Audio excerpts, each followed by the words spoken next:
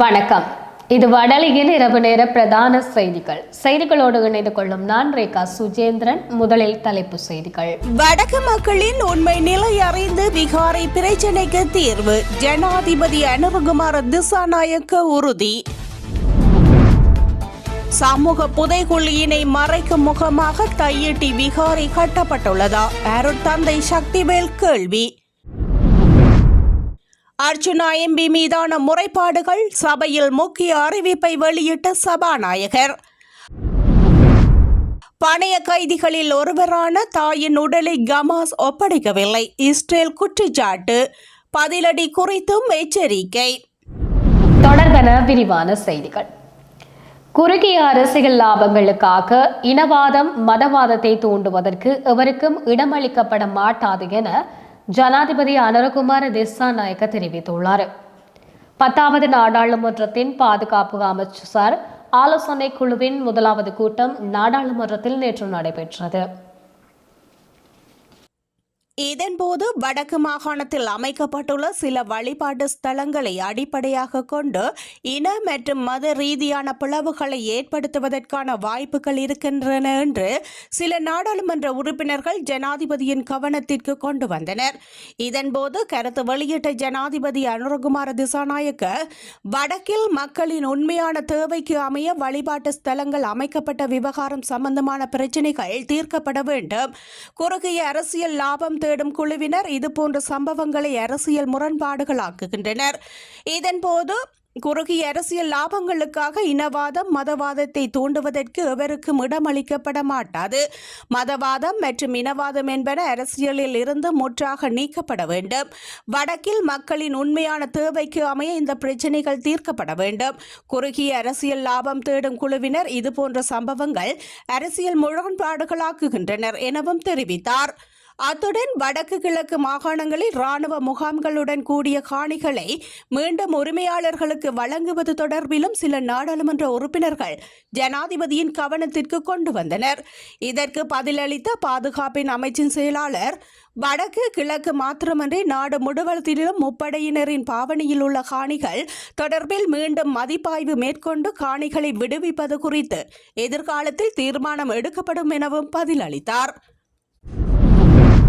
சமூக புதைக்குழியினை மறைக்கும் முகமாக தையிட்டி விகாரை கட்டப்பட்டுள்ளதா என சந்தேகம் இருப்பதாக சமூக நீதிக்கான செயற்பாட்டாளரும் அரசியல் கைதிகளை விடுதலை செய்வதற்கான தேசிய அமைப்பின் இணைப்பாளருமான அருட்தந்தை எம் சக்திவேல் கேள்வி எழுப்பியுள்ளார். இது தொடர்பில் அவரால் இன்றைய தினம் வெளியிடப்பட்ட ஊடக அறிக்கையிலேயே அவர் இவ்வாறு குறிப்பிட்டுள்ளார். படையினரை பொறுத்தவரையில் தமிழர் பிரதேசத்தில் நாட்டின் சட்டங்கள் எல்லாம் அவர்களின் இரும்பு சப்பாத்தின் கீழ் என்பதற்கு இன்னொரு அடையாளமே அவர்களால் தையிட்டியில் தனியார் காணியில் கட்டப்பட்ட திச விகாரையாகும். அவ்வநீதிக்கு எதிராக ஜனநாயக உரிமையோடு போராடுபவர்களுக்கு எதிராக போலீசாரும் செயற்பட்டு போராட்டம் தொடராதிருக்க அடையாளம் காணப்பட்டோரை விசாரணைக்கென அழைப்பதையும் கைது செய்து நீதிமன்றத்தில் தடுத்து வைப்பதையும் வன்மையாக கண்டிக்கின்றோம். நீதிக்கு எதிரான ஆட்சியாளர்கள் தம்மை தம்பட்டம் அடிக்கும் தேசிய மக்கள் சக்தி தலையிட்டு நீதியை நிலைநாட்டாவிடத்து அது தமிழர்களுக்கு இழைக்கும் அநீதியாக அமைவதோடு அதுவே இனங்களுக்கு இடையில் இன்மை, இன, மத விரிசல் என்பன ஏற்படுவதற்கும் வழிவகுக்கும். அது மட்டுமல்ல, தேசிய மக்கள் சக்திக்கு வாக்களித்த தமிழ் தேச மக்களை அவமானப்படுத்துவதாக அமையும் எனவும் கூறுகின்றோம். வரலாற்றில் மன்னர் ஆட்சி காலத்தில் நாட்டில் செல்வம் பெருகி அமைதி நிலவிய போது அரசன் தமது கௌரவத்திற்காகவும் புகழுக்காகவும் வானுயர கோபுரங்களோடு வழிபாட்டிடங்களை அமைத்ததாகவும் அதன் மூலம் பக்தி வளர்த்ததாகவும் கூறப்படுகின்றது. யாழ் மாவட்ட பாராளுமன்ற உறுப்பினர் அர்ச்சுனா ராமநாதனின் நடவடிக்கைகள் தொடர்பிலான முறைப்பாடுகள் மேலதிக நடவடிக்கைகளுக்காக பாராளுமன்ற சிறப்புரிமைகள் குழுவுக்கு அனுப்பி வைக்கப்படும் என சபாநாயகர் ஜகத் விக்ரமரத்ன தெரிவித்துள்ளார். இன்று நாடாளுமன்றத்தில் உரையாற்றிய சபாநாயகர், குழுக்களின் துணைத் தலைவர் நாடாளுமன்ற உறுப்பினர் ஹேமலி வீரசேகர தலைமையில் நியமிக்கப்பட்ட சிறப்பு குழு ஆராய்ந்து அதன் பின் பரிந்துரைகளை சமர்ப்பித்துள்ளதாக கூறினார். இந்த குழுவில் தேசிய மக்கள் சக்தியின் நாடாளுமன்ற உறுப்பினர் ஹேமலி வீரசீர, வெளியுறவு அமைச்சர் விஜித ஹேரத் மற்றும் எதிர்க்கட்சி நாடாளுமன்ற உறுப்பினர் ரஞ்சித் மத்தும பண்டார ஆகியோர் இடம்பெற்றுள்ளதாக அவர் மேலும் தெரிவித்தார். மேலும் பரிந்துரைக்கப்பட்டபடி இந்த விவகாரம் அடுத்த நடவடிக்கைகளுக்காக நாடாளுமன்ற சிறப்புரிமை குழுவிற்கு அனுப்பப்படும் என்றும் சபாநாயகர் குறிப்பிட்டார். அதேவேளை பாராளுமன்ற உறுப்பினர் அர்ச்சுனா ராமநாதன் பாதுகாப்பு கோரி தொடர்ச்சியாக விடுத்த கோரிக்கைகளை நிவர்த்தி செய்யும் பதில் பொலிஸ்மா அதிபருக்கு அறிவிக்கப்பட்டுள்ளதாக சபாநாயகர் ஜகத் விக்ரமசிங்க அறிவித்தார்.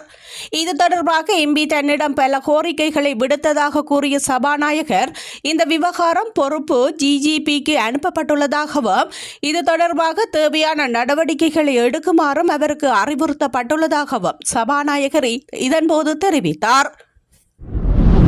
தேசிய மக்கள் சக்தியினரால் கடந்த தேர்தல் காலத்தில் வழங்கப்பட்டிருந்த வாக்குறுதிகளுக்கு அமைய பாதீடு முன்வைக்கப்படவில்லை என எதிர்க்கட்சித் தலைவர் சஜித் பிரேமதாச தெரிவித்துள்ளார். வரவு செலவு திட்ட விவாதம் இன்றைய தினம் பாராளுமன்றத்தில் இடம்பெற்ற போது உரையாற்றுகையிலேயே சஜித் பிரேமதாச இவ்வாறு தெரிவித்தார். தேசிய மக்கள் சக்தியினர் தேர்தல் வாக்குறுதிகளில் கூறிய விடயங்கள் அனைத்தையும் மறந்து அரசாங்கம் செயற்பட்டு வருகின்றனர். நாட்டில் தற்போது சமூக செலவினங்கள் அதிகரித்துள்ளது. மக்கள் தலையில் எல்லையற்ற சுமை ஏற்பட்டுள்ளது. அதேவேளை மக்கள் ஆணையை முற்றுமுழுதாக அரசாங்கம் காட்டிக் கொடுத்துள்ளதாகவும் மக்களை ஏமாற்றியுள்ளதாகவும் சுட்டிக்காட்டிய சஜித் பிரேமதாச வரலாற்று ரீதியான மற்றுமொரு தவறு நடைபெற்றுள்ளதாகவும் தெரிவித்தார். அதேவேளை முன்னாள் ஜனாதிபதியின் பாதையிலேயே தற்போதைய அரசாங்கமும் பயணிக்கின்றது. அத்துடன் எதிர்வரும் 2028 ஆண்டு கடனை செலுத்துவோம் எனப்படும் அரசாங்கத்தின் நிலைப்பாடு வரவேற்கத்தக்கது எனவும் அதற்கு தாம் பிரார்த்திப்பதாகவும் குறிப்பிட்டார். கடந்த காலத்தில் ஏற்பட்ட வன்முறை சம்பவம் ஒன்று மீண்டும் இடமளிக்கப் போவதில்லை என்றும் 2028 ஆண்டு கடனை செலுத்துவது என்றால் பொருளாதார வளர்ச்சி உயர் மட்டத்திற்கு கொண்டு செல்லப்பட வேண்டும் எனவும் அவர் சுட்டிக்காட்டினார். 1975 ஆண்டு முதல் IMF 75 நாடுகளில் செயற்படுத்திய திட்டங்களில் 59% 2ஆம், 3ஆம், 4ஆம் கடன் மறுசீரமைப்புக்கு செல்ல நேரிட்டது. இது பாரதூரமான அழிவாக அமையும் என்றும் இதனை யாரும் வெளியில் சொல்லவில்லை எனவும் தெரிவித்தார். நாடாளுமன்ற உறுப்பினர்களின் பாதுகாப்பு தொடர்பாக தேவையான நடவடிக்கைகளை எடுக்குமாறு சபாநாயகர் ஜகத் விக்ரமரத்ன பதில் போலீஸ் மாதிபருக்கு உத்தரவிட்டுள்ளார்.